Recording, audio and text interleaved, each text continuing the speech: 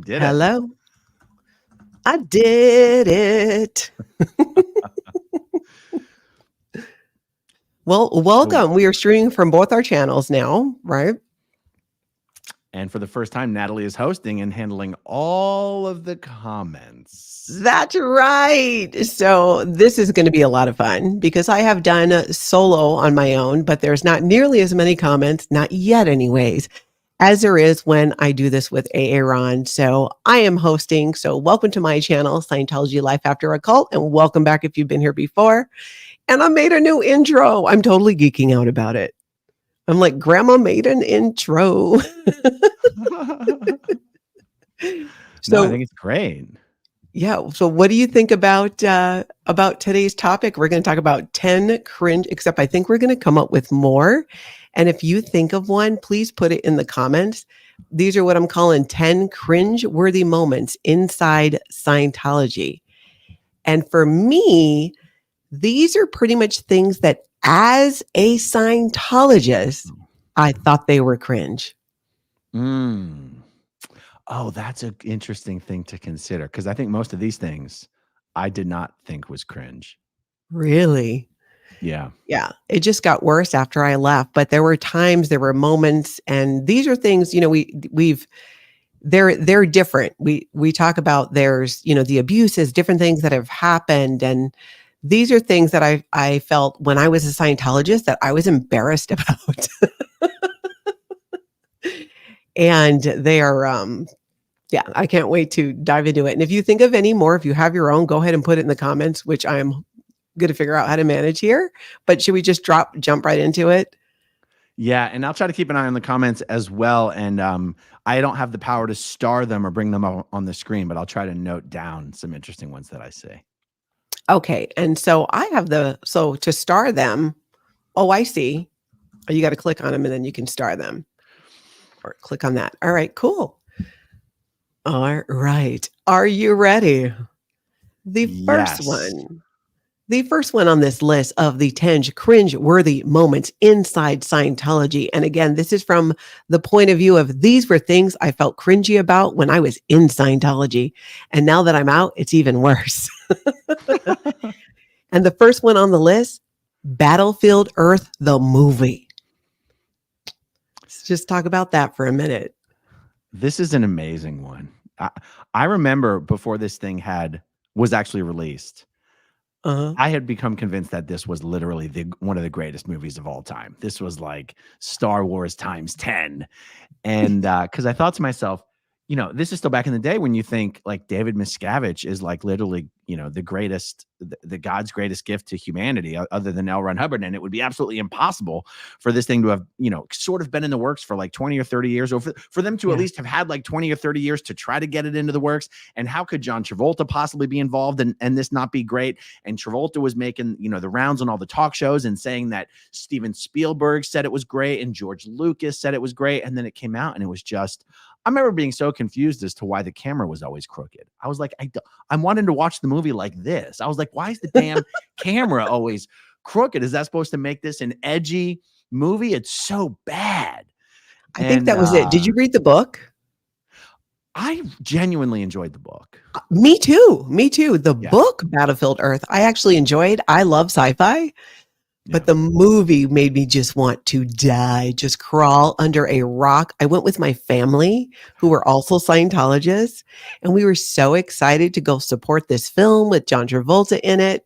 And we go to the theater, and afterwards, into it while it's going, I'm just sinking down in my chair like, oh my gosh, I am so embarrassed and mortified by this. And there were people who walked out too. I remember seeing people walk out of the movie theater. And when it was done, I was just like, oh, I just can't. And because we were all Scientologists, you can't really slam the movie because I was with my mom and my stepdad, but just the look on their faces even, I think was kind of like, oh, okay. I did not like it. It was just so bad. It made me question the entire movie making process in Hollywood of how can a turd like this make what were you thinking through? I mean, I guess at some point, a big production like that gets enough momentum that it just can't stop once it starts. Yeah. But you wonder if everyone involved like realized how bad this thing they were involved in was. Yeah. And yeah, that Kelly says, didn't they make you watch it at least 3 times? Torture. I didn't. I wasn't a staff member then. Were you, Aaron? let me Google when this movie actually came out. I think I I was a Philadelphia staff member. And when you hear of people being bussed to the movie theaters, those are the Sea Org members. Some people are saying, Aaron, you should check your mic, that it's a little low. I feel like I can hear you well, but maybe you can turn it up a little. I don't know how to turn up my mic, and people always say that, and it's kind of you know what I think it is? I think because I'm just such a loud talker. Yeah, I'll bring my mic closer, but when I bring my mic closer, all my T's and P's pop all the time or whatever. Yeah, in my live chats, people are always complaining about audio levels, and when I watch the videos, I never notice any problems whatsoever. I think it's more on the consumer end, but we'll figure it out. Yeah, exactly. So Battlefield Earth was the first one. Battlefield Earth, the movie, I found that to be super cringe when I was in Scientology. And now that I've left, it's just even worse. But like I said, I actually did enjoy the book. The other thing, number 2 on my list of the most cringe-worthy moments in Scientology, the hip hoorays. For me, this was a big thing because I was the course supervisor and I was the one who at the end of the night had to lead the hip hoorays to L. Ron Hubbard at the end of every night of course, which would have been okay if the only people in the course room were actual Scientologists. But because at the time Philadelphia didn't have an introductory course room, all of the brand new people doing their first Scientology course for the first time were in there with all the real Scientologists. And I'd have to go up to them like 15 minutes before course ended and be like, listen, we got like a little kind of, a little ritual we do at the end of the night just to show respect to L. Ron Hubbard. We do like a 3 hip hooray kind of deal. Don't worry about it. And I'd be like, okay, that's it for course. How did everyone do tonight? Excellent. Who had any wins they want to share? And people would share their wins, just like Flag. Like we did it just like Flag. Yeah. And then be like, all right, everyone, that's it. Let's end the night. 3 cheers to LRH. Hip, hip, hooray. I mean, it's so bad. It's so bad. And you don't realize quite how bad it is until a normie is present and you're like, oh, shit. Oh, this is not going to go over well. Yeah. Yeah, it just always, my whole time growing up in Scientology and Scientology as an adult, the whole hip hooray thing made me very uncomfortable because it seems so very dated also. Like, who does that anymore? People don't really do that. I don't know if they did before and this was just a Scientology thing, but lordy. I've never seen it anywhere. I've never seen it anywhere outside of Scientology.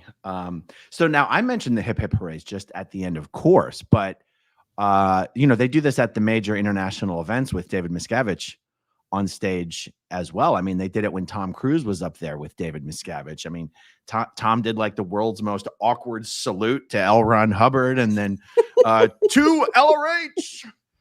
And then I remember there's 2 times in my entire life that I brought some non-Scientologists to one of these events. One was my grandparents in LA, and one was a friend of mine named Stacy one time.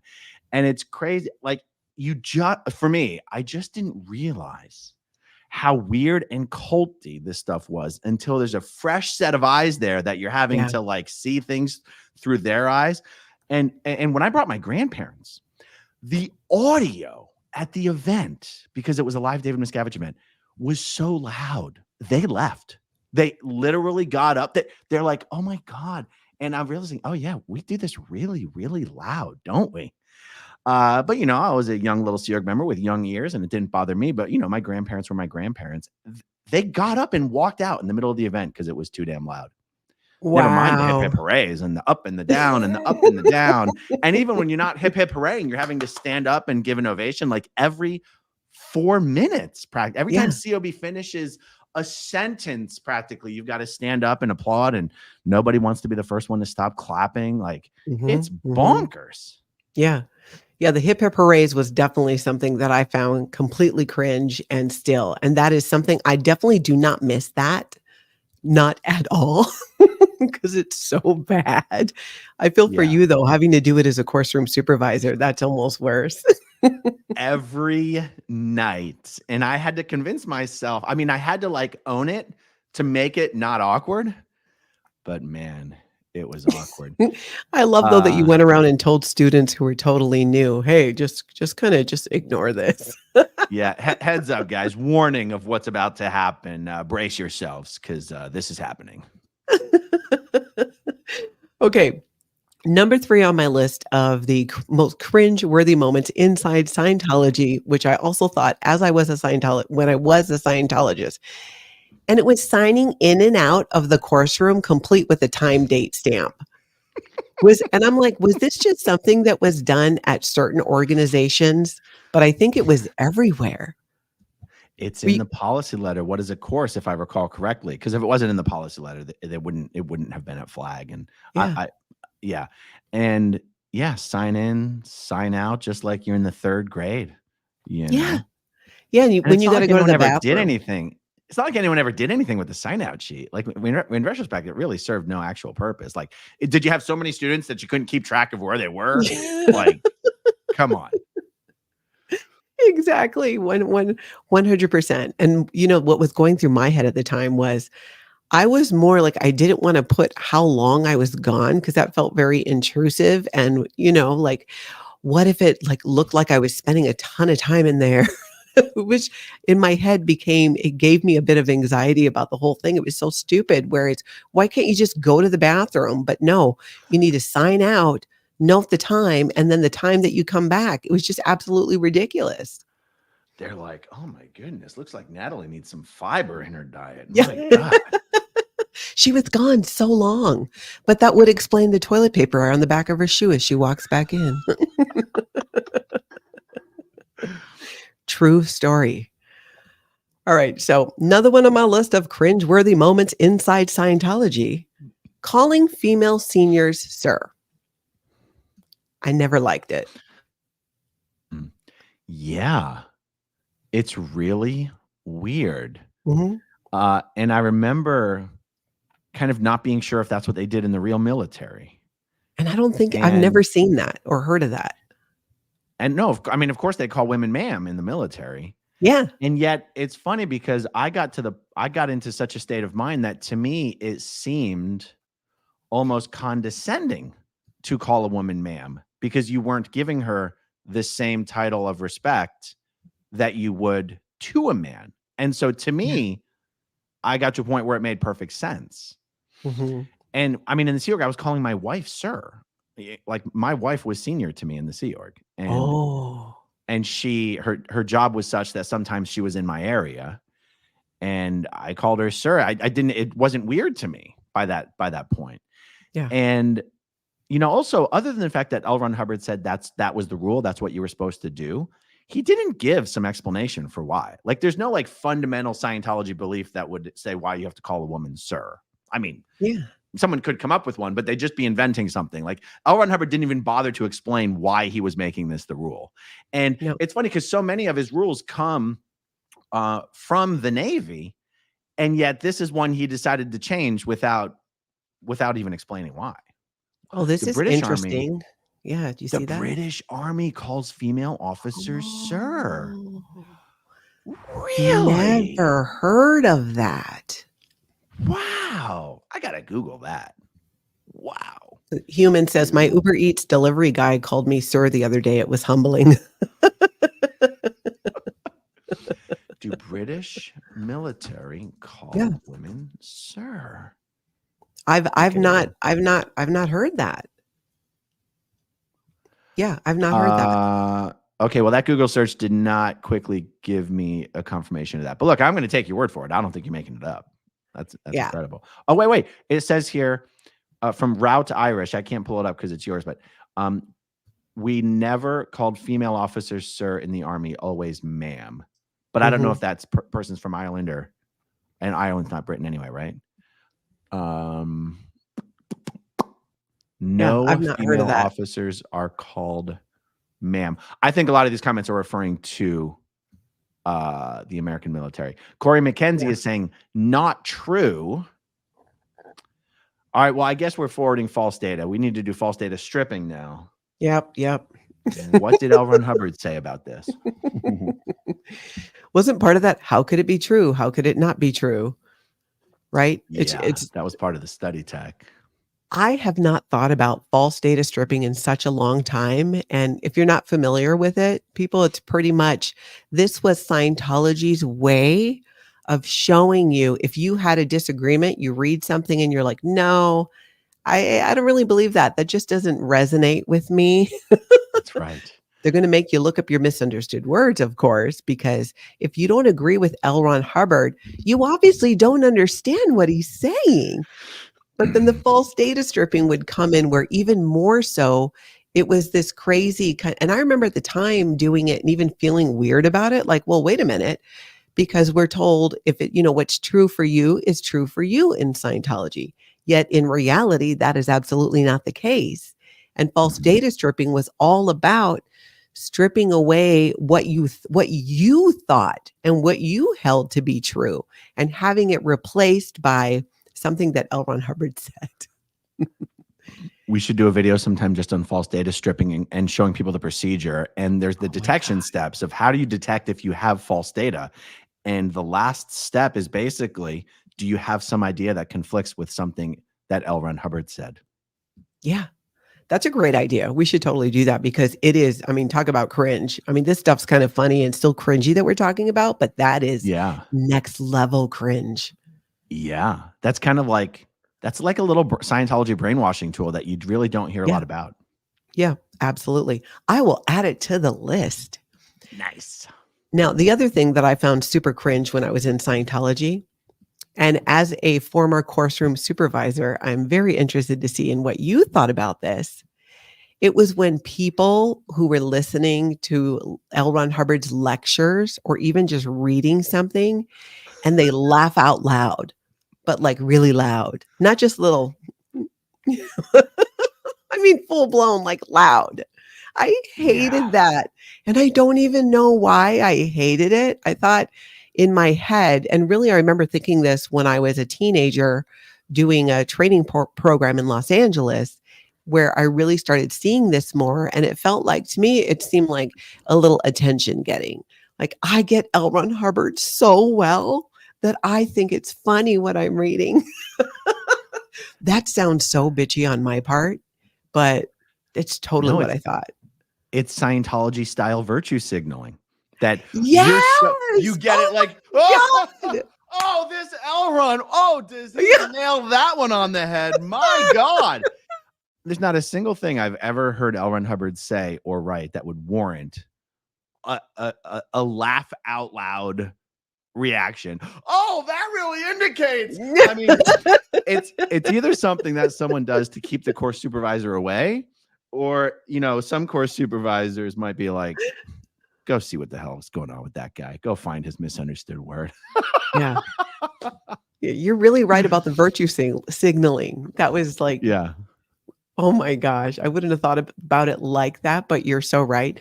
That's why I love sharing these things, being able to talk about what happened back then, because you're not able to talk about it when you're going through it. Because if you have feelings like that, how I felt about these cringe things, I was never going to bring up because I knew what would happen. It would just mean more indoctrination or more false data stripping. Now, you were when you were in a Class 5 org, it was mostly up in, was it Seattle? Seattle and also in Hawaii. And were you ever in Minneapolis, or you just lived in Minneapolis, or you lived in Minnesota? Well, Minneapolis too, actually. Yeah. I had done a bunch of services there. Did you guys have the public who would come into the org and they'd be wearing like their flag OT committee bomber jackets or some shit?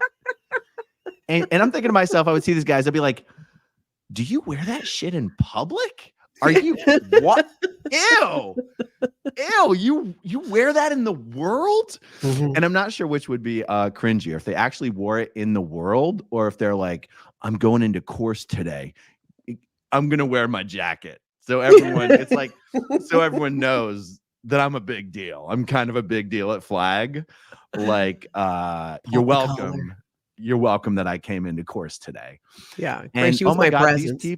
these people would also act so offended when you would like try to get them to find a misunderstanding, like try to method 3 word clear them or supervisor 2-way com with them.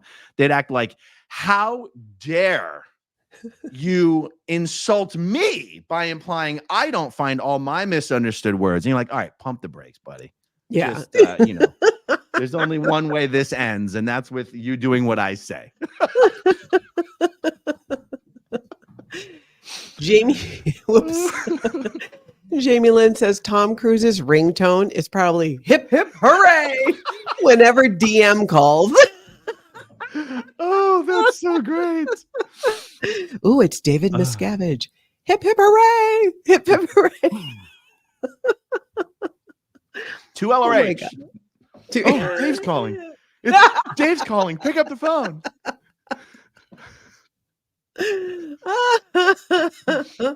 Oh my gosh. Oh my God, I might have peed a little. It's so funny.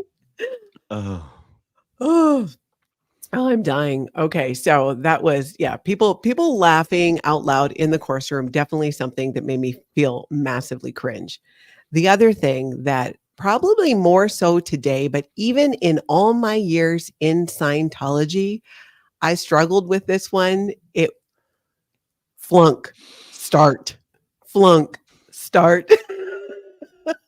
Did you struggle with it like when it was actually used on course or when people try to talk like this outside of course?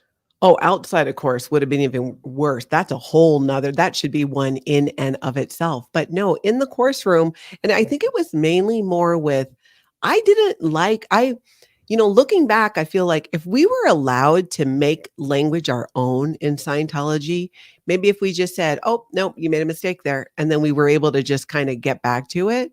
But in Scientology, you have to use these rigid, very specific words. And if you're doing a course, you're doing a drill and you're practicing something with somebody and they make a mistake, you have to say flunk. And then you tell them what they flunked on and then start. You start again. I get the start. That's kind of like saying action. But I would rather have said action. I like it. It'd be so much funnier if in course rooms people said action and cut. But do you remember how after you said flunk, you had to say that's it before having discussions? Oh, I forgot about that. You're right. You're right. Or if you weren't going to flunk them, but you wanted to throw in something, you had to say, that's it. That's right. And it's funny because, and I keep forgetting it. I always assume everyone was a course supervisor because I was surrounded by so many course supervisors. But that was just literally my language for life, meaning my life was being on post about 10 hours a day. And that's the language I spoke about 10 hours a day. So saying flunk, start, and that's it was just totally normal. And saying that's it to stop something just became normal. I remember I was hanging out with my, years and years and years ago with my brother and 2 of his friends, and they were like fighting or something. I was like, okay, that's it. And my brother was like, dude, that's not a real thing in the world. I'm like, no, I'm pretty sure it is. I'm pretty sure it is.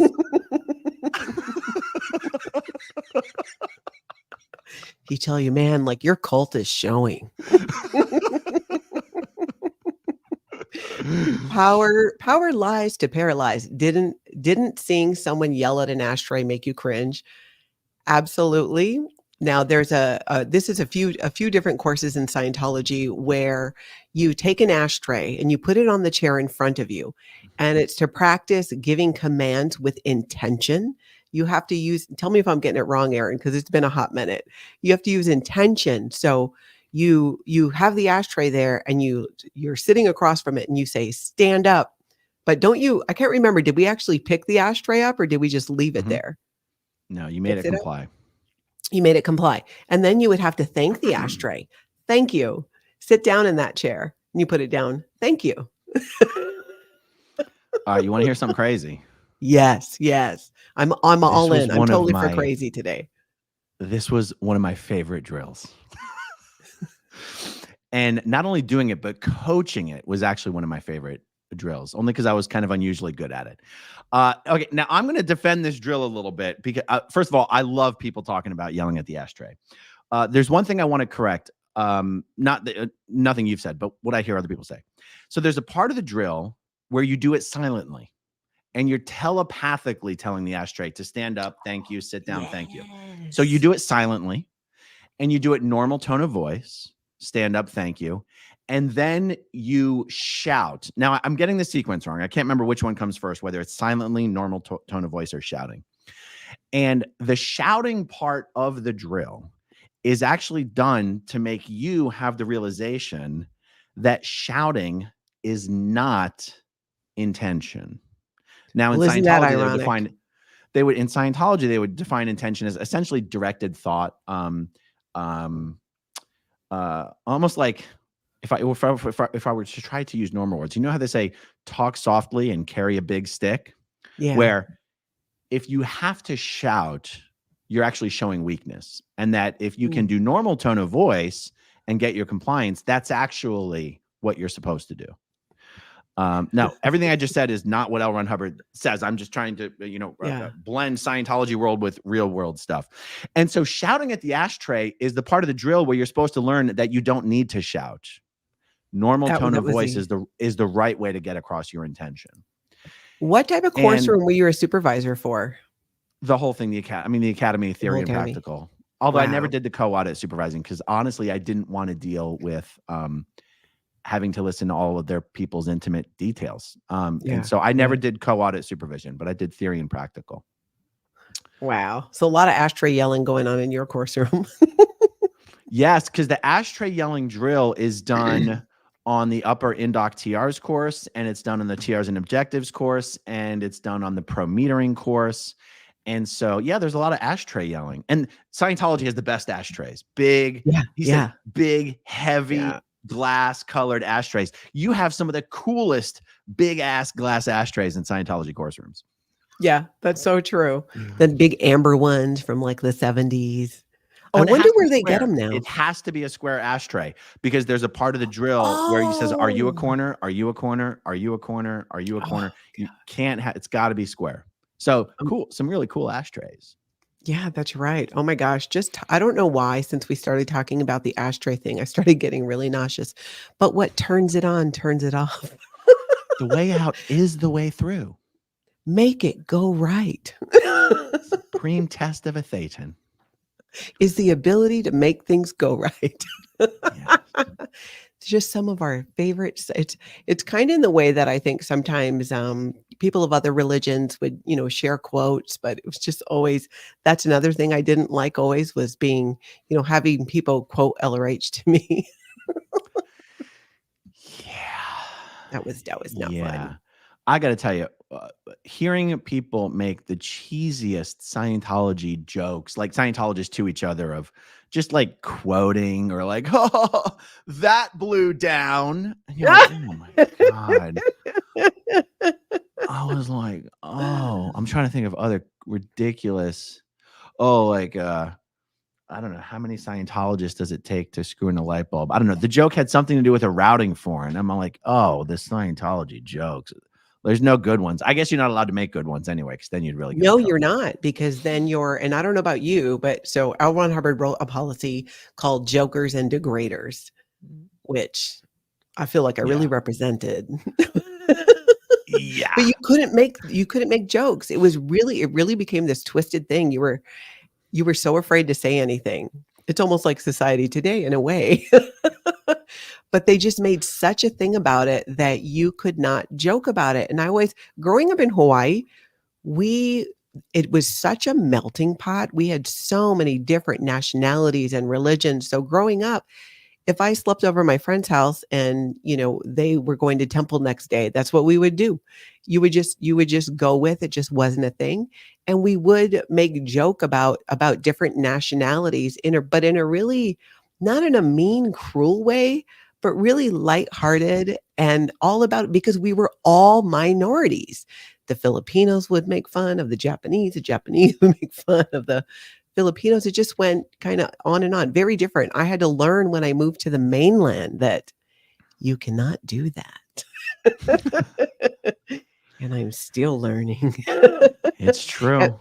yeah, and because I have so many different nationalities, like I'll make comments sometimes about being Asian.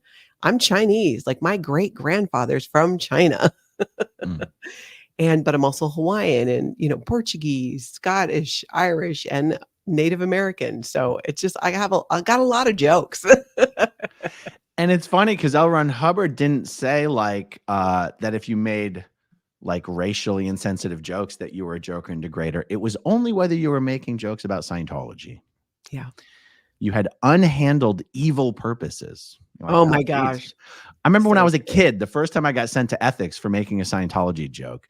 I was on the Key to Life course, and I was twinned with this young Australian kid. And the promotional booklet for the Key to Life course, on the front of it, shows one of these scales where there's a plate on each side, and there was a key to life, a symbol, a key on one side, and a pile of gold on the other side. And the key to life thing, was heavier than the pile of gold, but the gold said 14 karat on it. And my buddy was like, "You want to know why it doesn't say 24 karat?" He's like, "Because if it said 24 karat, the scale would go the other way." And someone heard him say this joke, and I was just laughing. And they sent us to ethics. I was like 13 years old. I'd never been to ethics before. I was like practically crying. And the ethics officer, Haviva Waters at the Sandcastle, put the reference "jokers and degraders" in front of me. And it said either like you're a suppressive person or you have unhandled evil purposes. And she's like, "So which one are you?" She's like, "This is what L. Ron Hubbard says is what's wrong with people who joke and degrade. So which one of these are you? Is it that you're a suppressive person, or is it that you have unhandled evil purposes?" And I was like, are those really the only two choices?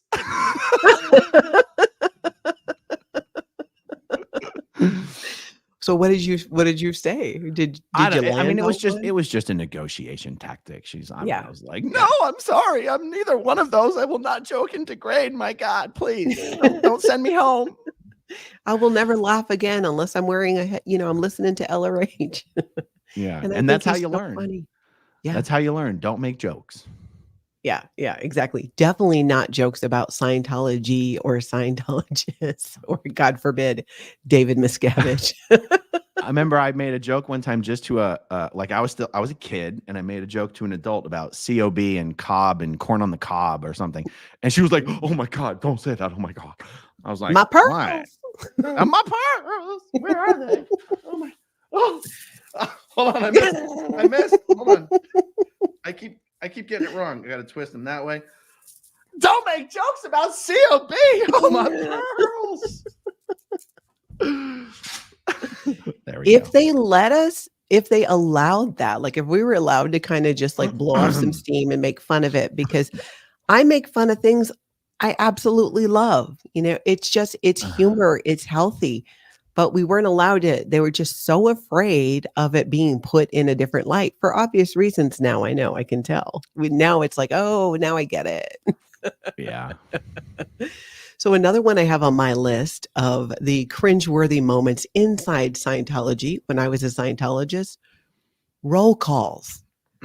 All of the roll calls, whether you were a staff member or, I mean, I get in the course room to a degree where it's like, oh, you'd say Aaron, Natalie, and people mostly would say here. And once in a while you get the people, especially in the Sea Org, who would say I, which I found that cringy. I don't know why. It was just something I was always like, That's right. That's right. Here, I. Yeah. Here, I. It wasn't as bad in the Sea organization itself, because I want to say that that's how we all answered, if I remember, but it was a million years ago now. But Yeah. doing it when I would be back at a smaller organization, like in Seattle or back in Hawaii, and it's just everyday Scientologists with the I, and I'm like, oh my gosh, we're not in the military. Just stop. Just stop. Yeah, and Sea Org members, they have muster, and you're talking about roll Yeah. call. So roll call is for Yeah. course, but you've got muster in the morning, Yeah. muster after lunch, muster after dinner, muster at the end of the night for cleaning stations, or muster in the morning for exercise, Yeah. muster for the morning for post, lunch muster, dinner muster, like 5 musters a day, where everyone has to be present or accounted for. And let's be honest, that's just to make sure nobody escaped. Yeah, or to There was find out no other quickly. there's no other reason for that. Yeah. Yeah, it was unnecessary, and that's probably why it felt that way too, that it was just like, "Why are we doing this so often?" It just felt like, ugh, definitely cringe. I hated that. Okay, so this is one of my favorite cringe things in Scientology that I cringe so hard on back then, and I do now. Wait for it. Claiming you were a famous person in a past life. You know how many Jesuses I've heard of? In the Sea Org, there was a couple L. Ron Hubbards. No, really? Yeah, and those people would be had a very close eye kept on them by OSA and security, and the slightest slip up and they were out of there because you know in the eyes of the powers that be, anyone who thinks they were L. Ron Hubbard is mentally unstable. How is he ever supposed to come back? I know If exactly. because you know that would be the thing that I mean they'd be hard pressed to prove it. But there were people too, like other people throughout history. I mean, just going way back, who just so happened to decide that they were that person. And usually you'd hear about it kind of from somebody else. Well, you know, there was so and so, and they're actually were Genghis Khan. You'd be Yeah. like, come on. And there were so And many the of thing them. is, though, that's interesting is technically you're supposed to get in trouble for talking about stuff like that. Yeah, Like that you're would be that's considered talking yeah, about your case, yeah, yeah, and you're you're not supposed not to. allowed to talk about your case. And so it's funny that things like that would get around. I remember this isn't exactly the same thing as what you're saying, but I remember there was this one lady, Bunny Dubin, who was getting auditing at the Advanced Org in LA, and she was in trouble for like having some affair. And she goes, no, it's fine. I spoke to LRH about it, and he understands. He said it was okay. So it's not an over.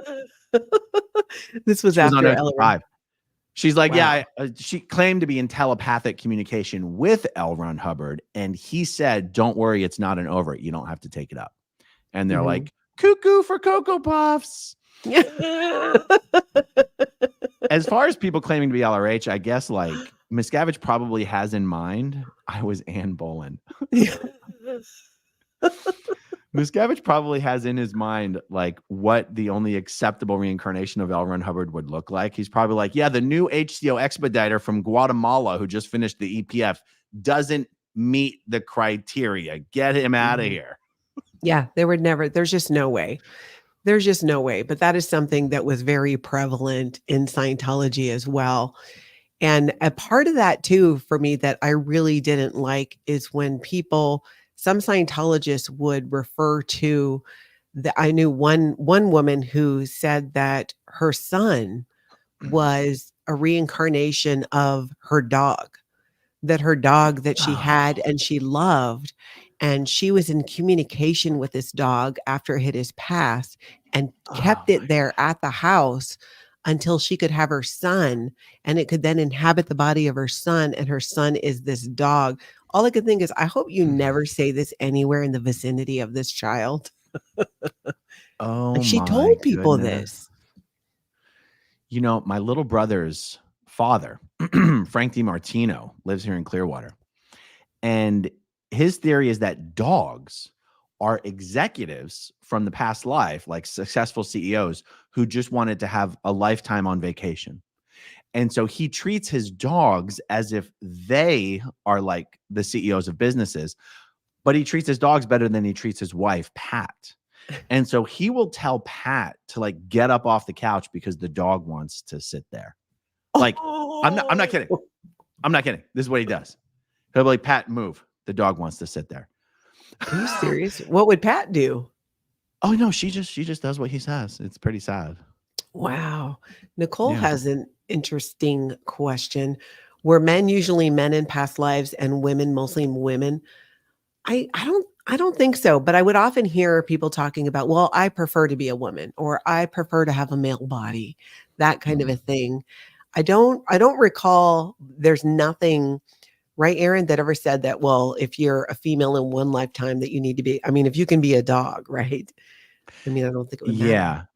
You know, I was spared obviously from being exposed to a lot of this stuff. I never did hardly any past life memories and auditing. I mean, for me, it was obviously bullshit. And I never did a lot of auditing on others where this came up.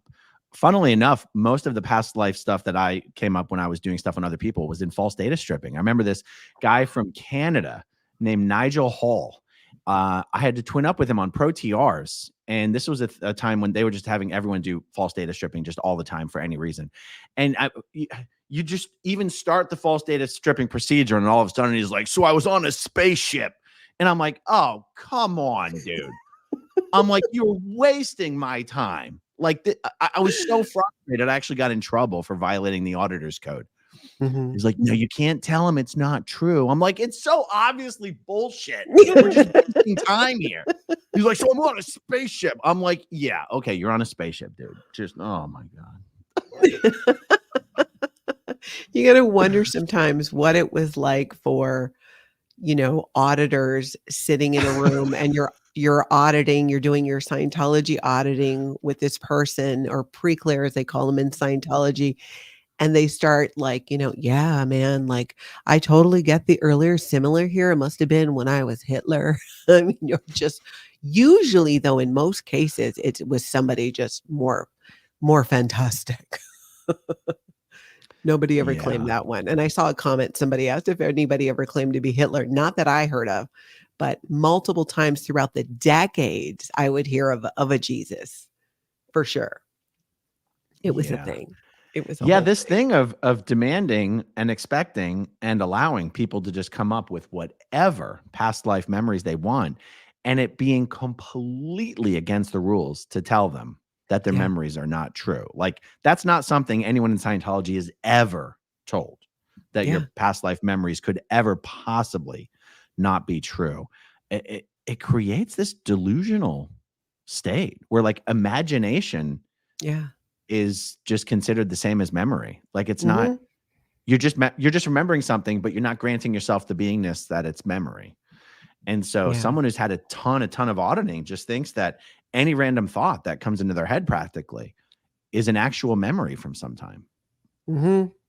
Yeah. I mean, when you think about that, that's a little on the dangerous side. I mean, you could really, I think it really feeds into a lot of the when there's undiagnosed mental illness in Scientology, or just adding to that, it's just one more twist that messes with your head. Because can you imagine believing that in a past life that you were Jesus, and now you're in Scientology? And I mean, the grandeur, and there were, that's one thing I didn't like a lot about when I was in Scientology.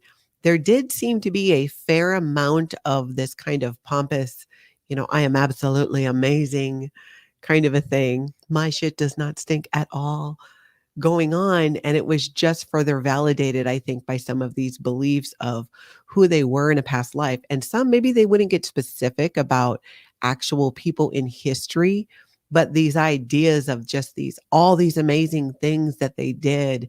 And you know what? Maybe it was true. Maybe it wasn't true. What do I know? I'm just saying I found it to be cringe. Yeah. And the stuff that we're talking about here of just completely indulging or validating these indulgences of your past life recalls, that all happens before you find out about Xenu and the body thetans.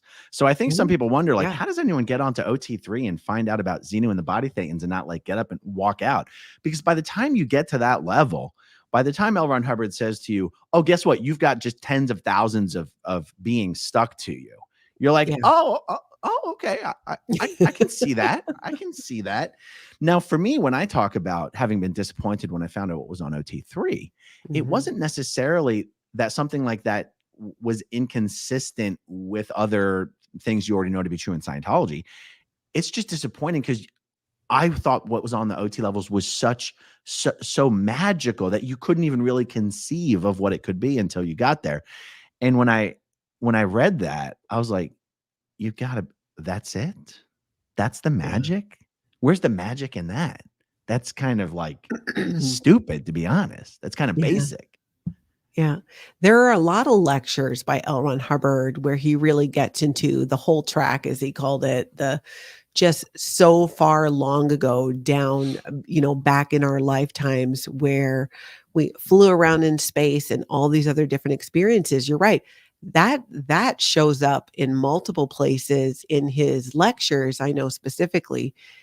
So when if you listen to some of those, by the time you get to that OT3 and you learn about Xenu and you learn about body thetans, I've always had this theory that, how when you get on those upper levels and you get through OT3, you think you don't have any more body thetans. I'm like, oh, I've gotten rid of all my body thetans.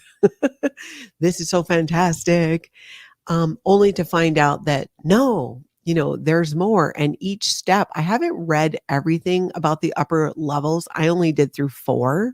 But my understanding is it's more you think that you don't have these beings anymore attached to you.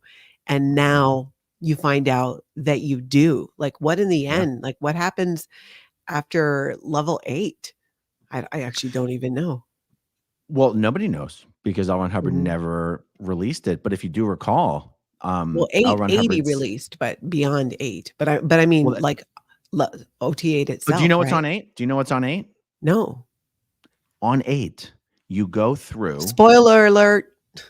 You go through all the past life whole track incidents that you ran in your auditing up until that point, and they basically assess them to determine whether those incidents, those memories, were Mhm. actually yours or whether Or they the belong to a BTs. body thetan or a body cluster, or thetan cluster.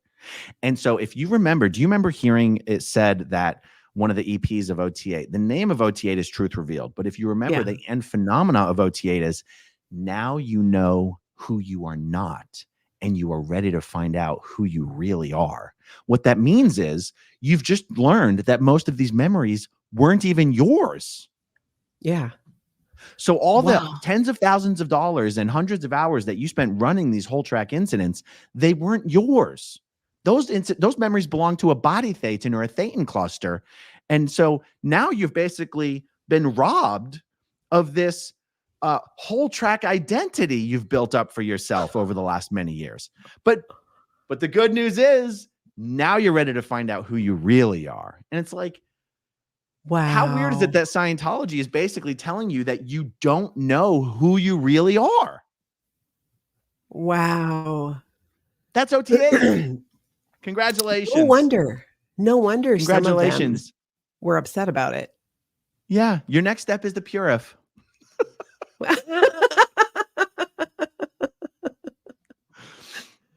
Wow, that's just crazy. That's crazy. I always thought that when you're auditing on the upper levels, you read the material about Xenu and the body thetans, and then you proceed to use the e-meter, because you audit solo. So you connect the cans together on this little dually dad that connects them together, and you hold that so you can work the e-meter and you can hold the cans and go body thetan chasing. And you locate areas of, if I remember right, it was like you look for areas of pain, and then you go to see, you locate these body thetans and you help them leave by running them through this incident, which I can't remember if South Park got into that or not. We'll have to get into a whole video about what it's like to audit on the OT levels, on how, at least in my experience, of making it kind of make sense. Mm-hmm. Here's one for you. Since you've done 3 and 4, Yeah. if you can clear a body thetan. Now because I never did the OT levels myself, I always get confused on the difference between the procedure on OT3 and the procedure on OT5. But if you can clear a body thetan just by asking you, who are you, what are you, who are you, or something like that, Yeah. then why do you have to do hundreds of hours of new era Dianetics on a regular thetan in order to clear them? Why can't you just go, what are you, who are you, bang, you're clear? But on a Yeah. body thetan that's basically been half dead for a trillennia, you can just go, what are you, who are you? Boom, you're clear. I don't know. Seems like someone's getting a short end of the stick. Maybe that's the whole idea though, right? Because then you can drag it out. There are a lot of things that I've always thought in Scientology that if we didn't have to, again, I would never have voiced these things in Scientology because I would have immediately been labeled what they call a squirrel, which is somebody who, Right. in their eyes, alters the technology of Scientology. And you change what L. Ron Hubbard said. And I always thought, going back to that, if we could just speak how we speak. When you're in auditing session, it's so the terminology that you're made to use at times. If you don't speak that way, it just sounds very unnatural. Yet at the same time, you're told you have to sound completely natural. I'm like, well, I wouldn't say half of this to somebody, so I'm not sure how to reconcile this. It was ridiculous. Absolutely ridiculous. All right, I got another one for you. Are you ready? Yeah. All right, so on my list of cringeworthy moments inside Scientology is, and this one didn't apply to everybody, but strapping the confidential materials briefcase to your wrist.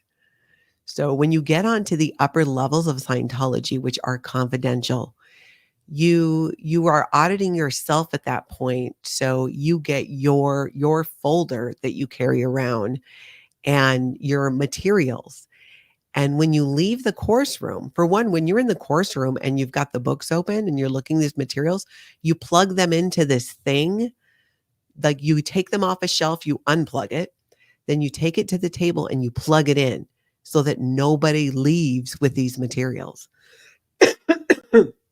Security was like next level.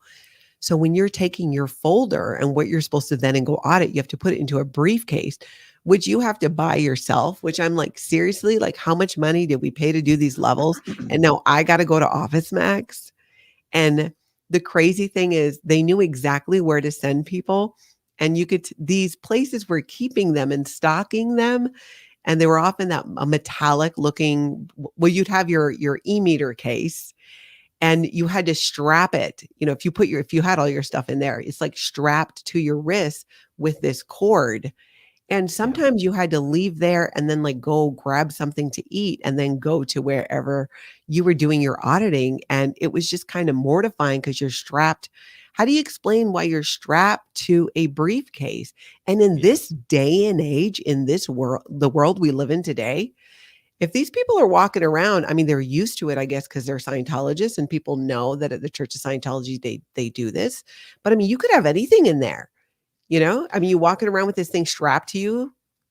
It's strapped and it's locked and Yeah. it's strapped to you. It's like you're walking around with the nuclear codes. Yeah. And apparently, correct me if I'm wrong, when I was in Scientology, I never knew what the hell was in those briefcases, but it's like the platins, which is the commands. And if I understand correctly, like a non-Scientologist reading those things wouldn't even understand what the hell it says. It No, wouldn't and in even make any sense Hollywood, to them. maybe it's a script, if somebody actually found it. Yeah. And but in Scientology, especially around the Flag Land Base, walking around with that briefcase strapped to you is like a total status symbol. Cool. It's like, oh yeah, I'm on the level. I'm on the level. Oh, that's another thing I just hated hearing too. I'm on the level. Are you on the level? I'm on the level. Let's be on the level together. We can't talk about the level or what we do on the level, but we're on the level. Yeah. Oh, and Super now crazy. in the advanced org, those you're talking about the course packs, right? So the course packs, they're stored on the shelves and they're plugged in, and you have a certain amount of seconds. When you unplug that course pack, there's a certain amount of seconds that you're required to get the course pack over to the desk and plug it back in. And if it's not plugged in time, all the metal doors in the advanced org lock down automatically. There were so many times. There were so many times at the AO that as SEERG members, we're running to lunch because it's like hamburger day. We're running to lunch and we're all stuck in the building because some douche up in the OT course room didn't plug his course pack in time. And the whole building is locked down, and security's having to run up there and see what's going on. And it's and the irony of the security being like that when all of the OT levels are already on the internet, but Scientology can't admit that what's on the internet are the real OT levels. So they have to keep pretending like what's in the course packs has never been leaked. Yeah. And so they have to keep pretending like there's a reason to keep them secure. Yeah, the handling that they would give people, this is like when I was in and leaving, if they had, seen the South Park episode or something like that, is they were told that what's released on the internet is a squirrel altered version of the data, of the information. That's right. So Scientologists who would see it in their mind then would go, "Oh, no wonder I didn't get the pneumonia and die. It wasn't the real material. Oh, that's right. South Park got it wrong. How could I expect them to get it right?" That's right. So Stephanie says, super nerding. Would another Scientologist attempt to look in a briefcase? Hell no. No. Absolutely not. It's one thing, I think that I would say this about most dedicated Scientologists, the discipline that you use on yourself to not stray or do things like that, it's so strong that you just would never even think about it. I don't even know what the equivalent would be in another in I know. another in another religion. You just The thing wouldn't is, do it. it wouldn't be possible to try. You're not even allowed to unlock the briefcase unless you're in another locked room. Yeah. And so, like, my wife's parents, when they were auditing on OT7, when you're auditing on OT7, you audit yourself at home. Before they Mhm. approve you to audit at home, you've got to install a safe. You've got to show your auditing space. You've got to have a deadbolt on there. And it would get this crazy. It would get this crazy. Like my wife's mom, Ann Tozier, she would put her OT materials in the safe. She would shut the safe. She would lock the safe. She would then shut the closet door, but forget to lock the closet door. Ooh, she gotta do And then she would liability. and then she would tell the ethics officer that she forgot to lock the closet door. Nobody accessed the materials, but Yeah. and nobody could have gotten into the safe. But just because she forgot to lock the door that the safe was in, she would have to do lower conditions and all this kind of stuff. Like the security in Scientology is it's crazy to think. It's crazy for normal people to understand how secretly they keep those secrets and how seriously they take it. Yeah, it really is. And I will give them props for, keeping the whole Xenu thing under wraps for as long as they did. And even once it once it was already out, the way that they would handle Scientologists by telling them it wasn't the real information. They just if they just took some of that energy and time that they put into trying to hide things or cover them up and actually fix what's wrong, make changes within the organization, stop financially assaulting people and more. It just I always was like, why not work on that? Because some of these things, even when I was a very dedicated Scientologist, would hear something would come up and somebody would have an upset and I'd be like, well, yeah, I can see that. I would be upset too. But it's never Scientology. It's the other people. It's the person. Always, always, Always. always, always. You're just in this completely just gaslighting abusive relationship. And then you can't get rid of them. Trying to get off the mailing list for the Church of Scientology, it's like worse than having herpes. It just does not go away. And for the record, I do not have herpes. I was just making a joke. But you just can't get rid of it. Or you think it's gone, right? You think like, I'm not gotten any mail, and then boom, cold sore. Over and over and over and over again. All right, I think I have another one here. Okay, so we did strapping the briefcase. This was one for me, and this applies specifically to the Sea Org and what I think is cringe. And I'm sure all of you would agree now that it's absolutely cringe. But even in the Sea Organization, I struggled with this one, and it was the uniform. The Sea Org uniform, it has changed over the years. Back in my day, everybody pretty much wore the same one. Then certain orgs would wear all white. This cross between Pan Am, more generic. It had like the cross tie thing that the women had to wear. I hated that. You had to, you know what I'm talking about? There is a name for that thing. Oh yeah.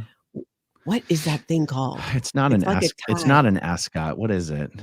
Eat Yeah. more pizza now. I'm always amazed, but never surprised at what the cult has done. Hi, Osa. I know. It's hilarious. And I can't tell you how, I know for me, how I think it's just so healing to be able to freely talk about these things and laugh about it, and nobody ain't got shit to say. So But the you must have uniform. been wearing like the CLO Yes. Sea Org uniform where Yes, it was the Dunder Mifflin. Everybody yeah. how did they manage to have a skirt that made every woman look like they had some huge belly? It was so I like know. the cut and the fit on that thing was so awkward. Yeah. Yeah. And Asho Foundation had the absolute worst uniforms of all the Sea Org members. But that was even after they sort of got rid of the military style uniforms. For a long time now, the service orgs don't really have the military style uniforms except for Sea Org Day. And even the Celebrity Center's uniforms was like, who came up with who put this together and was like, that looks good? I know. When they did a whole there was a whole mission to redo the uniforms back in the 80s. I think it was I think it was before my daughter was born. That was 90. So it was the late 80s. And they were going to redo the uniforms. And what they came up with just wasn't a whole ton better.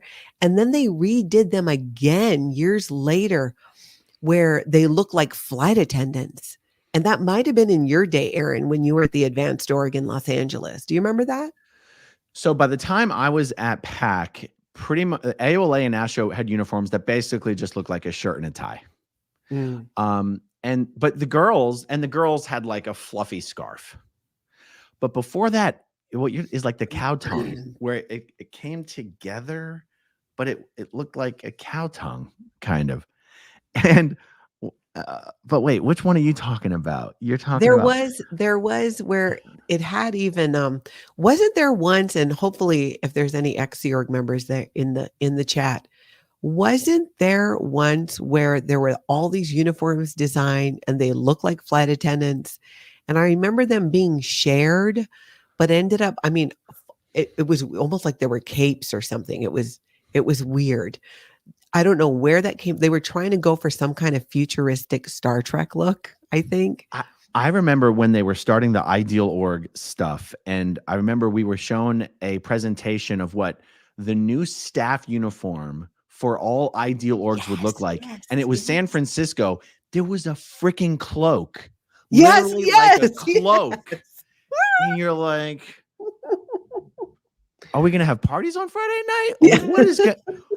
What is happening here? Now, of course, it was all just like digital renderings, but it must just be someone shows it to Miscavige, and Miscavige is like, that's going to be the hip new look of Scientology staff. All the young people will want to join staff if they know they're going to get free uniforms that look like they're about to attend an Eastern European cocktail party in the 1800s or something.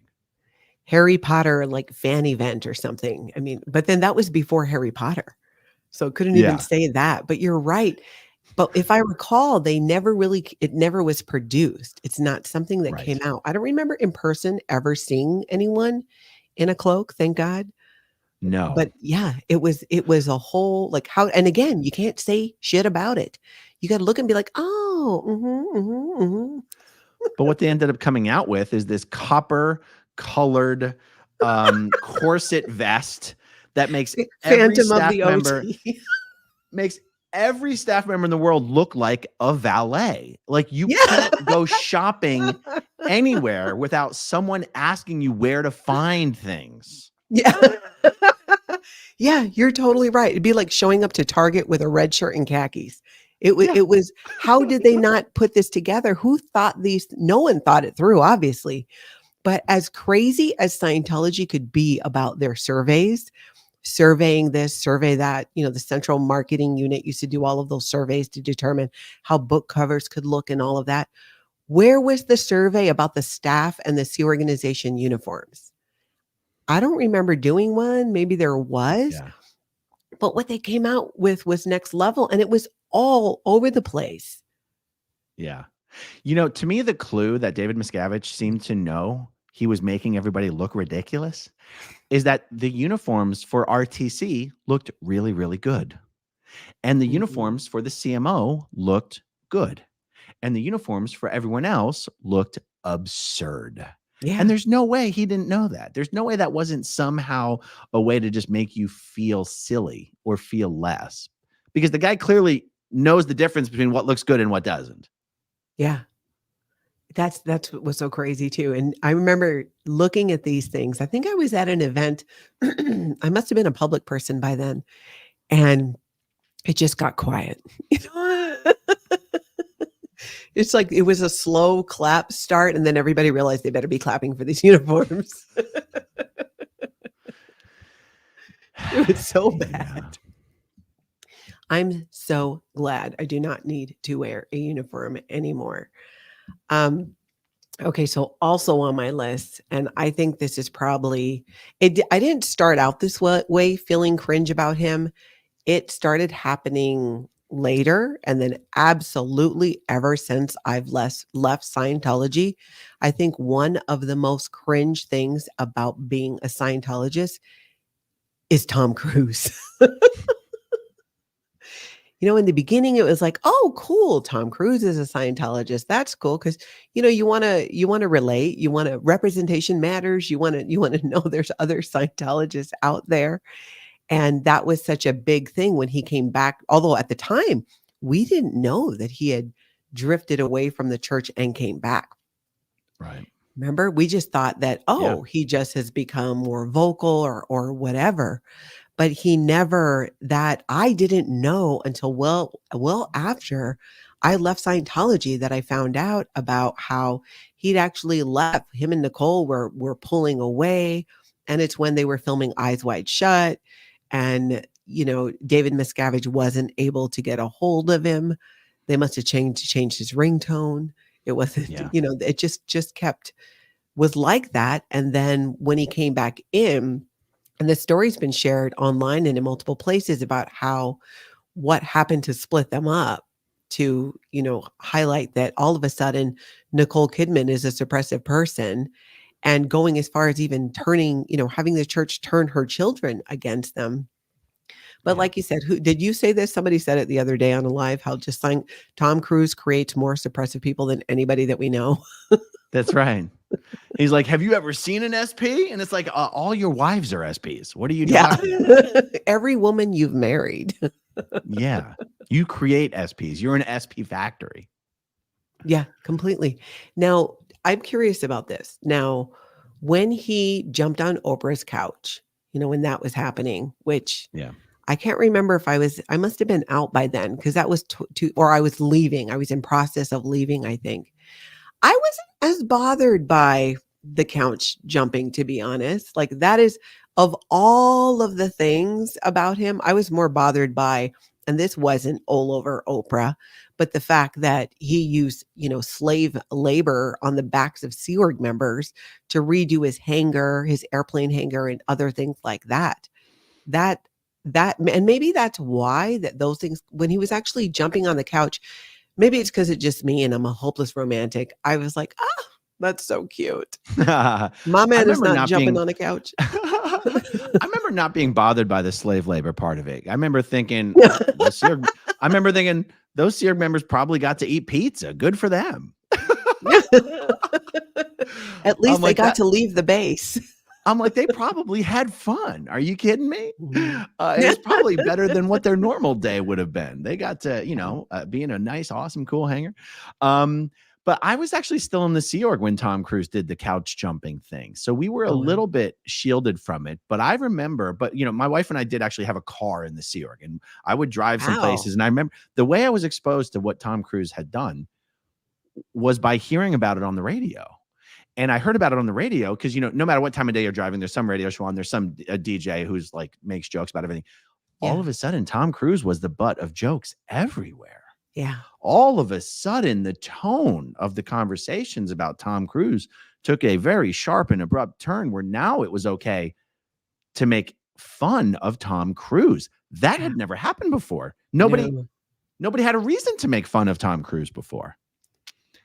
And now all of a sudden he was a joke. He was a meme. And I remember thinking, they say there's no such thing as bad press, but I'm not so sure about that. Well, that's when he was also on the Tom Cruise crazy train tour. It didn't stop with the couch. Yeah. And, in some ways, people, some people might say, if Tom Cruise left Scientology, he's the one person who could absolutely destroy Scientology if he left. And I go, I don't know. Scientology is kind of being destroyed already, even with him in it. I'm sure if he left, it would accelerate the process. But to show you how Tom Cruise, is one of the cringiest things about Scientology. Look how Scientology continues to fail and shrink and flounder, even with Tom Cruise. So one might wonder: is it failing despite of Tom Cruise, or is it failing in part because of Tom Cruise? I don't know. What do you guys think in the live chat? Let me know what you think. Yeah, that's a good point because it did seem to kind of go that way. In the beginning, it was like because part of when he got his Medal of Valor, I think it was called, they were Yeah, sharing these things that he'd done and how he'd go and he'd speak to these people, and he got all these people in Scientology and introduced to Scientology. If you closely listen at these events and you pay attention to the words they're using, they're not often saying like he got 50 people into Scientology onto the blah blah blah. It's he introduced millions of right. people to Scientology. It's like he didn't really I've never really heard from anybody how much he actually really did do that would be that as a Sea Org member that we would have to show a statistic for and show that this is, these are our numbers, this is what I did. Was That's that right. something was that part of bringing him back into the fold, getting him that medal, do you know? It was after. No, he was already back in the fold. This was probably just to really acknowledge him and maybe keep him in the fold. Mm, Um, no, because let's look up, when did Tom and Nicole divorce? When did Tom? Because by the time they divorced, Tom was already back in the fold. Uh, yeah. they divorced. 2001. He got his medal, I think, in 2004, late 2004. Oh, okay. And so, yes, it was probably, to put a cherry on that cake of everything he Yeah. had done in the 3 years since the divorce from Nicole. So he got that in 2004. So I was definitely still in Scientology then, and I was a parishioner. That's the year that I had to go get my daughter and break her out of the Sea Org in Los Angeles, and I had to go square up with Ben Monahan. Oh, yeah. Yeah, that was 2004. Shelby, my daughter, if you go over to my channel, which by the way, be sure to subscribe to my channel if you have not already. My daughter shares in a live from the other day her story of leaving Scientology and how we broke her out. And I forgot about this, but the story that was told to Scientologists was that I kidnapped my daughter. Which I guess I did because I got her off of the base and then sent her to Mexico to try and get her away from them. But she shares her whole story, and it's fascinating to hear it from her perspective. For me, it's heartbreaking at the same time. But in looking now at everything that was happening around that time too, if that's when, Tom was getting his medal, and then later the couch jumping started, which is when he met Katie Holmes. And he had done some other that wasn't that also about the time when he went off on Brooke Shields? He was doing, this was his whole War of the Worlds press junket. That's And right. one of the big deals that was made, not just when he got his award, but before he got his award, he was at Flag, either getting on to OT7, and he spoke at graduation, and he did a whole slide deck presentation showing photos of the Yeah. giant volunteer minister tent that he had put up on the set of War of the Worlds. And the idea that was being created was that he was basically just infiltrating the highest levels of Hollywood with all sorts of Scientology tech, and that Steven Spielberg was on board and all these other big actors were on board. And it's like, Tom is taking over Hollywood with Scientology. And, as crazy as he was in his actual press junket, he was even crazier behind the scenes at Flag Yeah. graduations. And Really? So he would Scientologists were act did just you ever see him? drinking. I did not. I was not Yeah. allowed on the base at this time, but all my friends were. I was the black sheep. But he would But speak at Flag graduations? yes, when he was there, when he was getting onto OT7. Wow. So would he just kind of, I mean, what were some of the, do you recall at all? Like what he did or said? It was just it kind of like the speech you give with David Miscavige on the IS event with David Miscavige, where it's real inside baseball, kind of like, are we going to clean this place up, you guys? And I got you back. I'm here. Like, we're getting it done. You can count on me. And it's like, oh, Tom Cruise is the best. And it's funny. Someone mentioned to me, someone was like, can you name one person that Tom Cruise has actually gotten into Scientology? Yeah. Who stayed? Like, His Nicole sister? was gone. Katie. Oh, well, but I guess if you want to give him credit for his sisters, but I remember thinking that I thought Tom Cruise got Will Smith into Scientology, and someone who knew a little better than I did pointed out, like, Will has never said that. Tom has never said that. Scientology has never said that. Is there a single person Tom Cruise has actually gotten into Scientology? And that's why when they talk about what Tom's done for Scientology, they'll say introduced. And they're like, so yeah, if you calculate up the audiences of the programs where Tom Cruise said the word Scientology, that's how they calculate how many people Tom has introduced to Scientology. It's got nothing to do with whether those people actually got into Scientology. Yeah. Do you think at any point, I know that and for me, a big cringe thing was when he said the things that he did about Brooke Shields and postpartum depression. And I remember watching that because even as I don't remember what year that was, so I can't completely remember exactly where my mindset was, but I was so shocked. I'm like, even for a Scientologist that's next level, like, where is your PR team? And that's, of course, when he had fired his long-term PR person and hired his sister, Leanne. Was it Leanne was doing his PR then? And there was no one saying, hey, dude, because it seemed like, what was his previous PR person? It was Pat something. Kingsley. It seemed like she kind of kept him in check a bit on, like, hey, let's keep Scientology over here and let's do what we're here to do, which is to promote a movie and talk about these things. And he got rid of her. He brought in the sister. And then the whole War of the Worlds thing with the movie, with his press junket, became this whole anti-psychiatry thing with Matt Lauer and the whole Brooke Shields thing. Where was the Scientology PR people? Where was Owen Hubbard? He had tons of policies on public relations. They had some tools, there was safe pointing. It's like, where was all of that? It just completely went out the window.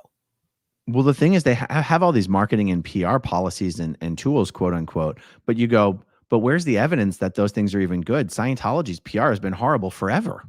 So, like, they say that Scientologists are like, oh, they got the PR tech, and are you a trained PR? And you're like, yeah, but Scientology's PR is horrible. So how good is your PR training?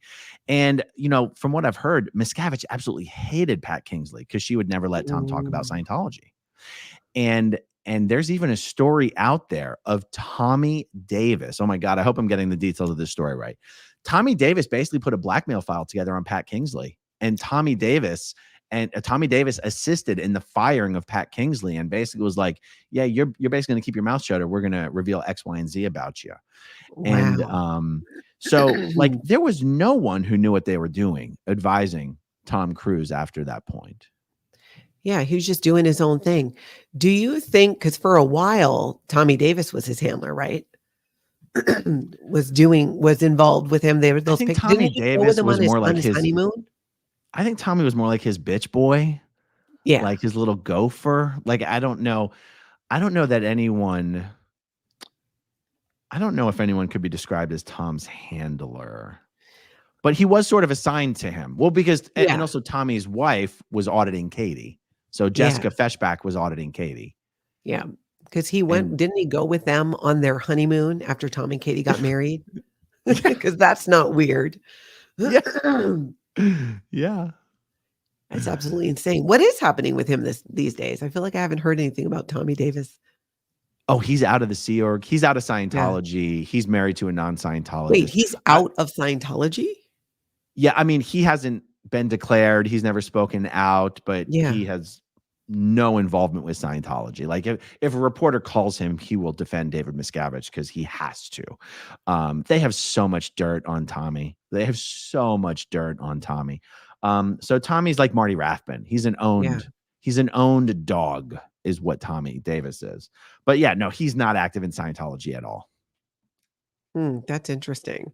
It didn't seem like it, but once in a while he would pop up, and you're right. You'd be defending Scientology. Yeah. Only because someone's contacting him. Like he's at this point, he's just like Marty Rathbun. Wow. I wonder what he's doing for work now. That's the thing I always wonder about people who are in the Sea Org like that. What do you do his now for a father's living? incredibly wealthy. Oh. So and has tons of connections. So when Tommy left the Sea Org, he ended up working for James Packer. He ended up working for billionaire James Packer. He ended up running the movie production company that James Packer started with another big Hollywood name. So yeah, I mean, Tommy continued to work in very powerful circles. And I think he married into a very wealthy family as well. Tommy's just fine, which to me makes it all the more pathetic that he doesn't actually speak out. Tommy could really burn some things to the ground. And but I think Tommy's mom, Ann Archer, is still a true believer from what we can tell. But I think Tommy's biological father is incredibly wealthy and has actually never been a Scientologist. Tommy's father's never been a Scientologist, to my understanding. Is his mom still married to his biological father? No. Terry Jastrow is Ann Archer's husband, and he's a successful TV producer himself. But I think Terry is Tommy's stepdad, and that Tommy's biological dad was never in Scientology, but in his own right is a very wealthy guy.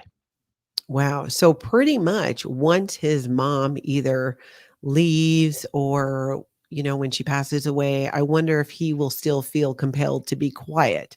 Because I just have a really hard time believing that there really is that loyalty for him. I think it's more what you're saying. I think he's more that he knows that there's a blackmail file on him and he's not willing for any of that to come out.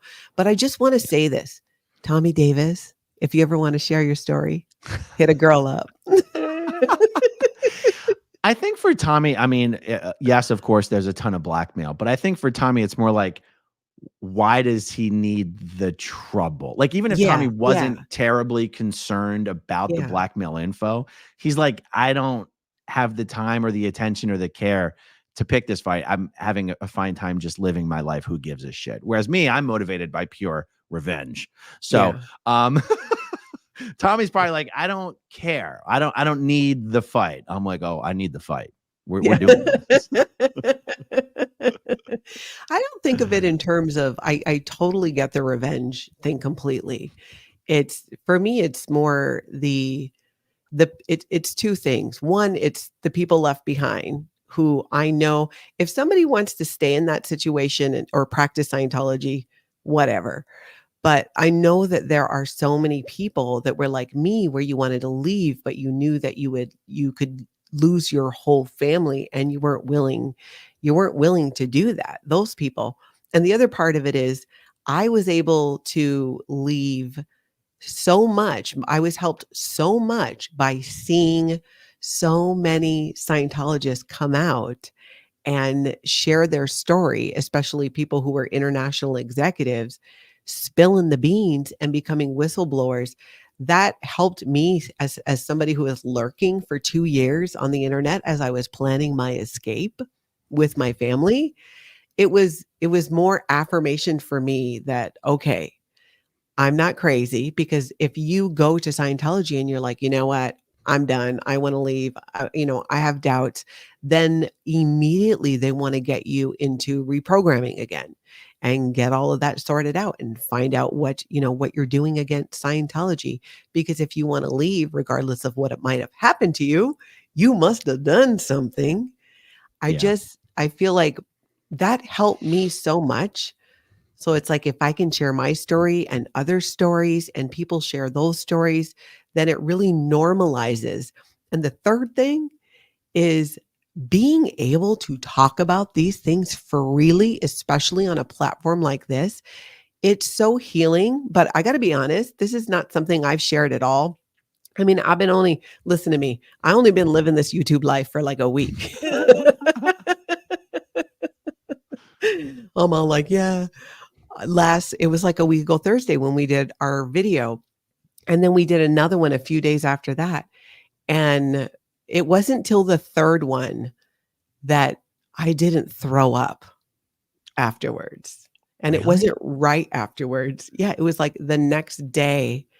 I woke both times and I was throwing up and just sick to my stomach, and I thought at first I thought maybe I had a bug or something, and really I could have, but then I was fine for 2, 3 days, and then you and I did another video, and the next day, Oh my the whole thing blew up goodness. again for me, and so I worked from home for a couple days and took it easy. I wasn't feeling great at all, and then I bounced right back, and interestingly, after I kinda realized, like, okay, it could have been something I ate or I picked up a bug, but I could feel that there even though I believe in doing this and sharing this story, these are things that I've never been able to talk about freely, and doing that and sharing it and putting yourself out there, it's just it can feel a little overwhelming, but in such a good way, if that makes sense, because exercising that freedom to be able to communicate and share these things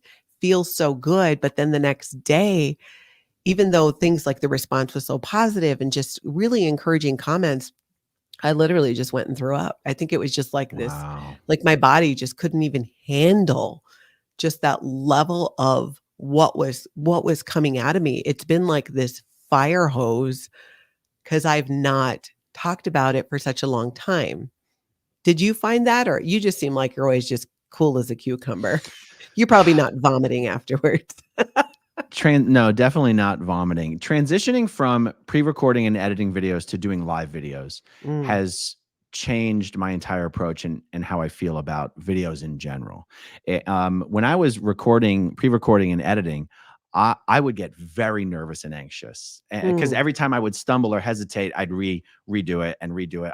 I'd be like, "Hello, everyone, welcome back to Growing Up in Scientology." I would record that 20 times sometimes yeah. because I just criticism, being introverted on it. Switching to doing lives has forced myself to do all of my content as if I just had a friend sitting in front of me that I was having a conversation with. And if you're having a conversation with someone in real life, you don't worry about whether you're getting tongue tied. If you get tongue tied, you just Yeah. give yourself a second and spit out what it is you're trying to say. So I no longer get nervous about it. I used to get nervous just sitting down, even without an audience and just looking at my camera to pre-record. I'd get Yeah. sweaty and oh my God, my notes, my notes, my notes. I don't worry about any of that anymore. Thank God. Yeah. Yeah, I really like doing the lives because I just, like, can't sit down and edit something and do all that. I just don't wanna do that, so I'm just gonna Yeah. do them live. Sharona, sounds like your body wanted to get rid of what you went through as well as your brain. Yes, that is really what it felt like. I felt so good about what we did and the conversation, and it felt really healing, but it opened up other wounds in a way, but I felt like that needed to be done because the more and more that I know for me that I talk about this, the more I can look at it and go, "Oh, yeah." And it's like all of that, I don't know how else to describe it, but like all the energy and the anxiety around it starts to dissipate every single time. And the more freely, and that's why I wanted to talk today about these cringe moments because never been able to talk about it. And there's never been a time when there were so many people who had never been in Scientology who are following this topic and cults in Yeah. general who know enough about it that they get the joke too. Yeah. I think the people never in Scientology coming up with some of these jokes are absolutely hilarious. Yeah. It, Yeah. Yeah. I just It love really is all of them. amazing. It I have a is. million t-shirts I want to have made with all of these different sayings. Yeah. Let me say a couple more words about the revenge thing. Yeah. Um, because some people might think like revenge isn't like, slashing someone's tires or throwing rocks through the windows. Like for me, revenge is every single day. It's like looking right at Dave and being like, look at what we're doing, Dave. There's not a single thing you can do about it. Hey, remember back when I said that you didn't really have to destroy my family? There would be a better way. Remember when I said you didn't have to destroy my wife's family? There could be a better way. Remember when you guys refused to just do the right thing? Now you're going to pay. Now we're going to do this in a way where we have an almost unlimited audience. Now we're going to do it in a way where you can't gatekeep. You can't threaten producers. You can't threaten publishers. You can't threaten sponsors. You can't. Now we're going to do it in a way where even if you send PIs, we're going to create content and we're going to use that to get the word out more broadly. Like revenge, I use that word because it feels like the right word. But the best revenge is to do what we're doing in the most effective way possible. It doesn't necessarily mean being nasty, although sometimes being nasty is the most effective way possible. But it means succeeding. It means going, hey, Dave, did it ever occur to you that everything that's happening right now, that you pulled this in? That you did something, Dave, to pull this in? This is all your fault. I know. And anyway, that's kind of what I mean. I think David Miscavige probably needs to write up his overts and withholds against you, Aaron. Yes, he needs the PTS rundown. He needs the PTS and suppressed person rundown, probably. Why is it too that in Scientology, when you talk about the subject of PTS, potential trouble sources, who are people who are allegedly connected to suppressive persons, and you're always looking for the suppressive person if you get sick or you're making a bunch of mistakes and all that, but it's never, or you're looking for maybe okay, what did I do that I might have pulled this in, kind of a thing, right? Where did I create antagonism? Did I create any antagonism with this person that would make them feel that way about me in Scientology? Yet not one freaking time does Scientology do that themselves. That's right. It just has always blew my mind, because we were literally trained to look and go, okay, I got to take responsibility for anything that I might have done to create some antagonism here. That's right. Yet it never went the other way. That's right. And we never said, nobody hardly ever, in fact, I don't think anybody ever said anything about it, because you didn't want to have to go redo the whole course.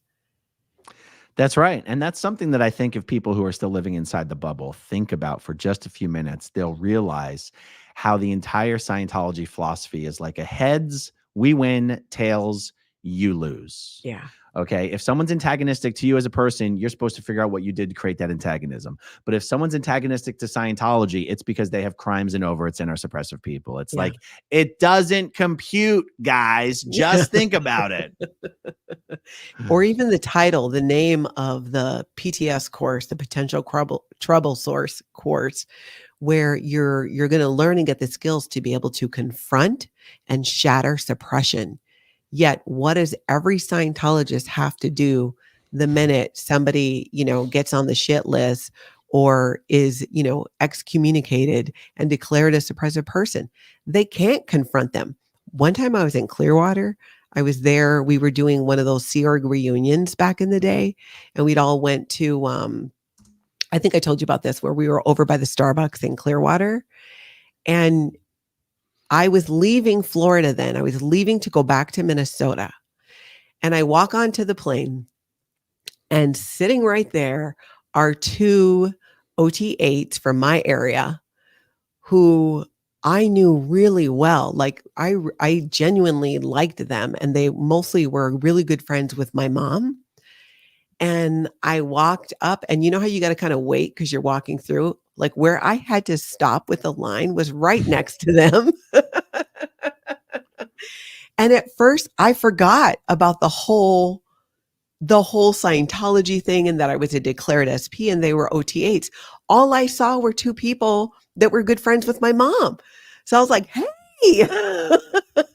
And at first, the wife kind of getting one of these smiles. And then they both just move their bodies and just look the other way out the window, like the airplane was taken off. It was the craziest thing. I'm like, you've both done this course probably more than one time, where you're supposed to be able to confront and shatter suppression. Yet your handling is, No, I don't see her. You see her? I don't see her. I don't see her. We can't make eye contact because it's like Medusa. We're gonna freeze. We're gonna turn to stone. I felt so powerful. Yeah. Two of my best friends before I got declared were Paul Stein and Diane Stein. And Diane used to be the director of special affairs for the Atlanta org, and she is currently the president of CCHR in Clearwater. Ooh. She is supposed to be one of the fiercest warriors on the front lines of the Scientology fighting suppression and psychiatrists. Boy, I remember a time not that long ago when I was walking up North Fort Harrison and I was getting to an intersection. They were walking the other way. Now they handle the biggest bag of biggest bad of suppressive persons in the world because it's the evil psychs and big pharma. When they saw me coming, they were like, "Oh!" and they immediately turned and pretended to be looking in the window of the store that they happened to be at. They're like, "Oh my God, just don't look at Aaron. Don't acknowledge him. Maybe he'll go away." I was like, "Oh my God, it's so pathetic." Yeah. And they all do it. Thank you, Ben Turner. I have to know, how do Scientologists reconcile DM is supposed to be the biggest being on the planet, yet he can't even stand up to Laura FM? They don't know. That's how they reconcile it. They don't know. They don't look at anything outside of Scientology, let alone, here on YouTube. They don't know. That's why I encourage people. And I want to figure out how to make more shorts so it's easier to share. But short form content on social media, it's just it will get into their feed. Oh yeah. Because it's not, anti-Scientology or Scientology. I mean, the subject is Scientology. So I don't know a ton about an algorithm, but it sounds like that would work. And each Scientologist I've ever seen since I've left Scientology, that has been their response, where they look away. I had one person in Costco come behind me. And again, it was somebody I felt fond of. And I've thought that's so interesting that when I have seen these people since leaving, not many of them, but some, my initial reaction is it's somebody that I liked. It's somebody that I knew before, and I'm not even thinking about Scientology. So I'll turn around and smile, and they literally walk away. I know. I just confront and I shatter them with my smile. It's crazy. If Scientologists were really expected to be able to confront and shatter suppression, then any of my old Scientology friends, if they encountered me on the sidewalk, should be expected to or allowed to or want to take a moment to talk to me, see how I'm doing, see what's going on, see if they can get me back, see whatever. Like, that's just how normal human beings would operate, especially normal human beings who tell themselves that they have the only technology to confront and shatter suppression. Yeah. And yet they go, "Oh my God, don't," or run away, or like it's honestly, Scientologists manage to convince themselves time and time again of the exact opposite of what's really true.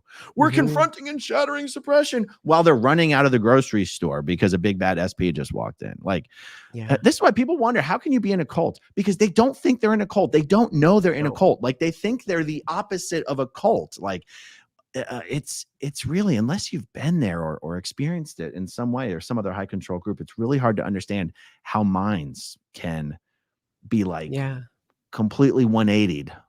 Yeah. I think it's interesting for me to continue. Like I said, when we talk about these things and they share it, it helps me kind of peek back into my mindset at the time.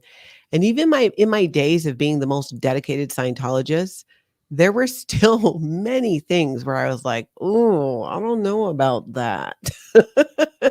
Or I felt uncomfortable about that. I remember once, not long before I left. I might have been during when I was working on my exit plan. Actually, no, it was earlier. It was 2004, 2005, because I remember, because that was when my daughter had left to go into the Sea Org. And I was just feeling really, now I look back and knowing what I don't know today, just felt really depressed. I was experiencing some depression, but I did not know that. I just thought that, why am I so happy? I'm, at this level on the bridge to total freedom, but I'm still so unhappy. And what's making me more unhappy is being forced to pretend that I'm happy and pretend that everything is just fine. And then when I finally go do something on my own that is fun, like strip fitness or something like that, I get in trouble for it. There's no freedom. The higher I went up this bridge to total freedom, the more controlled I became. Yet they sell it to you as you're going to be more free. I mean, it's called the bridge to total freedom. And it is the exact polar opposite because they start dictating how you should behaving, how you should behave. And I remember thinking, hey, if we are all individuals, right? We have our own personalities, our own beingness, as they called it. We are all who we are. Then why can someone say anything about how I am or who I am or what I'm doing? And if I've gotten further up this thing, and if it's supposed to make me more free, wouldn't I be more comfortable with being who I was? Instead, the further you move up this thing, the more they strip away who you are and they replace it with that roboticness. And that's why I think so much of shedding that cult culture is doing just that, just getting rid of it, getting rid of the language. And I find what helps me is replacing it with something else, not another cult and not ice cream, but sometimes, but learning other things, creativity, I've been having a lot of fun figuring out the whole YouTube thing, just doing other things that are creative that I enjoy doing. I wish I could have done that, when I was in Scientology, and they just completely are like, no, those are, what do they call it? Not other practices. Although my apothecary, other fish to fry. Exactly. Ooh, that should be on the cringe list. Other fish to fry. You have other fish to fry. Then what fish am I frying now? Like, I never really even understood that fully. He's off the rails, other fish to fry, other intentioned. How about that one? Oh my gosh. We got to keep a master list. And maybe if I say them a few times, it'll kind of take away some of the absolute cringe about it. But some of these things you hear so much growing up, and now they're absolutely hilarious, but totally cringe instead. But maybe if we kept a list, then when people come out of Scientology or come out of the Sea organization, we can go, okay, see this list? Anything you want to say about it is perfectly safe and fine. Like, that's what I think would be so cool. And people that I've talked to who have left Scientology since I've left, it takes a little bit of time, I think, but get to the point where it's like they're able to make fun of it, which is kind of what we're doing today with some of these cringe items. But I think that's very healthy. Yeah, absolutely. I'm going to have to go help my girls cut down a tree here pretty shortly. But are there any comments you wanted to take up before we dip? Oh, well, Jazzy wants fried fish now. I saw that one. Maybe you should put on the OT level course videos. Are there such thing? Meandering Black Sheep? There are a few films, super confidential films that I've never seen for people doing their solo auditor training. Don't run your case on me. Or no case on post. Yeah, the R60W films and the OT level films, if there are any, have never leaked, to the best of my knowledge. Okay, so yeah, the clearing course films and any solo, no, literally cut down a tree. I got to go cut down a tree. So Steve Britton's like, cut down a tree. It's not. Yeah, that's not an expression. It's a literal thing. Yeah, I don't know. There's a lot of videos already done about the OT levels, but eventually I'll get around to doing more of them. No, you and I need to do a video about the OT levels because you did 3 and 4. Yeah, definitely. That is on the list for sure. For sure. Yeah, I think oh, thank you. You know, it's so funny. I really don't. To me, it's nails on a chalkboard. But thank you. You have a great podcast voice. Which is great because I do a podcast. So I'm really glad. Yeah. That's good because I listen to it and I'm like, oh my God. Case on post shortens to COP. And if you're not familiar, that's something you were always told as a staff member or a Sea Org member that, you can't basically dramatize. You can't. Anytime if you have a disagreement, it's case on post because your case is what you're supposed to handle in auditing. So it was Right. just a way of really just controlling people with, oh, you have a disagreement, that's case on post. Oh, you don't want to Right. do this particular job, that's case on post. Oh, you Totally. don't like that I just slammed the door on you, that's case on post. Forget about your case on post. Oh, I hate my accent, Scottish. Oh, I would love it. I would Oh, love I it. love the Scottish I accent. love a Scottish. Of course, I always think about Austin Powers, though. That's Wasn't not the guy Scottish. that's not But Scottish? oh, No. no, Yeah. Austin Powers is British, but he did play a Scottish character on SNL. Yes. Is like, if it isn't Scottish, it's It's crap. crap. Yes. Do That you was in mean the he does movie. play a Scottish Fat character in Austin bastard. Powers? Yeah. Yes. Okay. Fat Okay. Okay. bastard. Okay. Yes. Fat Yes. bastard. My Tony says that all the time, which it's embarrassing. Like we met these people at a soccer game. We were at this kid's soccer game and they are Scottish, although I've done this too, so I shouldn't even joke about it. And really, and strong accents. And he always throws out that if it's not Scottish, it's crap. But I mean, I did it the other day on live. But I am Scottish, so I feel like I can say that. Nice. Scottish men have what? Have a weird seat. Maybe because I don't know, kilts? Yeah, I don't know about Yeah. that. Well, I think we're pretty good through a lot of the comments. I'm going to have to catch up on a lot of them afterwards. I know that you have a tree to trim. Cut down, not trim. Cut It's down, coming cut down. down, cut down. You're going to use Yeah. big tools. Mhm. All right. Well, I forgot that I'm the one doing the live. Sorry. You sure are. I'm running the show, so I get to wrap it up. Thank Before you you so wrap much it up, for make being sure to here. hide that comment because then it'll stay up the whole time. Oh, There you go. see, good to know. Learning something all the time. Let's see if it works. Yes. Oh yeah, you got to do that. Oh. Be sure, if you have not already, subscribe to my channel. I would love it. My Tony said he would come on and share what it's like dating an ex-Scientologist and ex-Sea Org member for 10 years. But he said he's not showing up for less than 10,000 subscribers. I love it. He's such a diva, but I love him to death. So thank you, everybody. Aaron, anything else? That's it. Thanks for hanging out with us this evening, guys, or afternoon. Talk to you later.